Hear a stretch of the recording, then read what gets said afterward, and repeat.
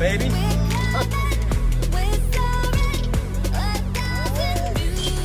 Yes! Let's go!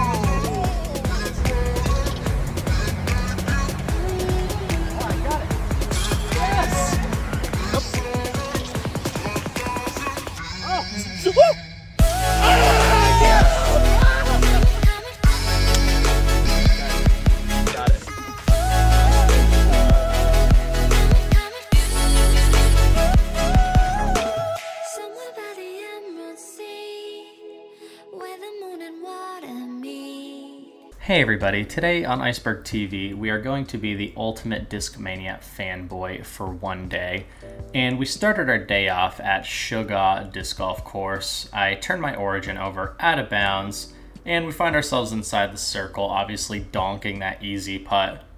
Hole 2 is this extremely difficult tunnel shot, and I've actually never gotten anywhere super close on this hole. It's a really tough shot to keep the disc straight enough to be in birdie position. The S-Line FD curled right in and basically parked it, carding me the first birdie I obtained during the round. Really enjoying that S-Line FD. Going back to it here, this next hole, hole 3, it's a bit of a little flex forehand. I typically prefer the understable play as opposed to forcing over the overstable disc. Leaving that short. So short, like 50 feet short on that putt. Terrible putt. Next hole, we're going with the Mindbender. Drill that tree, but get a good kick. We're gonna lay up with the Origin. The basket's over on the left here. Finding ourselves underneath the basket, tapping in for another easy par. Next hole is an absolute smash of a forehand. It looked like it was gonna get pretty close, but it donked one of those trees on the upper left corner. But for some reason today there was magic in the air and I just could not miss circle 2 putts. So absolutely just splash down that putt from deep. We're going with the C-Line PD2 forehand here. That's one of the world record Lazat C-Line PD2s. Pretty cool disc. Definitely a cool collector's item. We find ourselves in C2 again. The magic continues, dropping in the easy putt, carding another birdie. Next hole, throwing a forehand underneath this branch. I did not swing it nearly as far left as you should, so gonna find myself hitting the trees. But good news is I get to try out the tactic. Nice and overstable, solid approach, putting ourselves inside the circle for another simple par.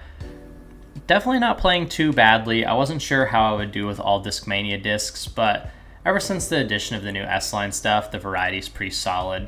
Drilling my S-Line DD3 right off the sidewalk there, kicking over to the right, but another opportunity to test out the tactic. You can see it's got a nice strong fade at the end. Really comfortable approach disc, and finding ourselves at circle's edge, leaning right into the link, putting it right into the basket with the link. The putter was really working today. The DD3s go really, really far when you ask them to, throwing, I believe this hole's like 375 feet.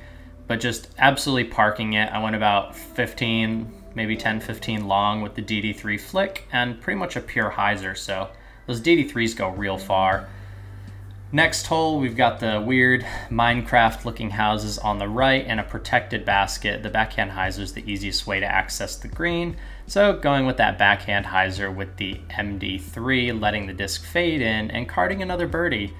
So far things are going pretty well. Throwing this massive Origin turnover. This hole's pretty downhill and this thing just keeps turning for days. I absolutely love the way that Origin flies. I just didn't swing it quite left enough.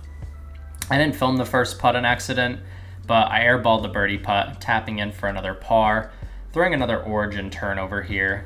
If you have not tried the Origin, I know a lot of people who throw DISCMANIA are into the Mindbenders right now. I would highly recommend you try an Origin. It's so much more shapeable than the Mindbender. In my opinion, quite a bit more fun to throw. Next hole, the basket sits on the right side of the fairway here, and right next to the basket there's a little hill. And of course we rolled all the way to the bottom of the hill, airballing another putt. I did not film the tap in because I just don't think you guys need to see every tap in. No big deal getting another par here. Reaching for the Mindbender here, it's a little bit more stable than the Origin, hoping to fade towards the basket over on the left, but I didn't really throw that one flat enough, and it just fades so far left of the basket. I'm like 100 feet away here. I'm off the frame on the left, the basket you can see is on the right. I put a good line on the link there, but just hit the Guardian trees, no big deal. Next hole, I think it's around 400 feet, grip lock the DD3. Not my best effort, hits a tree, redirects towards the basket, probably 80, 90, maybe 100 feet out. Chucking up another absolute prayer, splashing it into the basket. I don't know what's going on with my putting today, but I putted like an absolute animal today. Going back to the Mindbender here, just flipping it right up the middle, just channeling my inner Lazat, throwing that MD1 like an absolute champ, carding another birdie. Having a really fun time with DISCMANIA discs today. Going back to the S-line FD, making sure to clear the Mando. We got to pass the left side of that tree.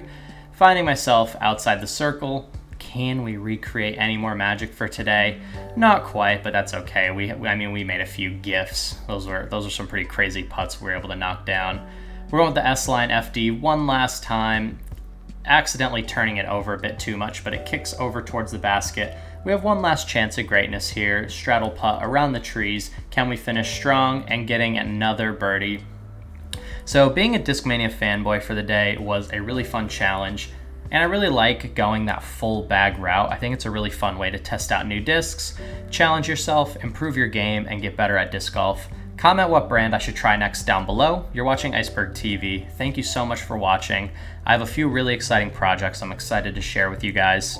Like the video, please comment below. You're watching Iceberg TV, and take care.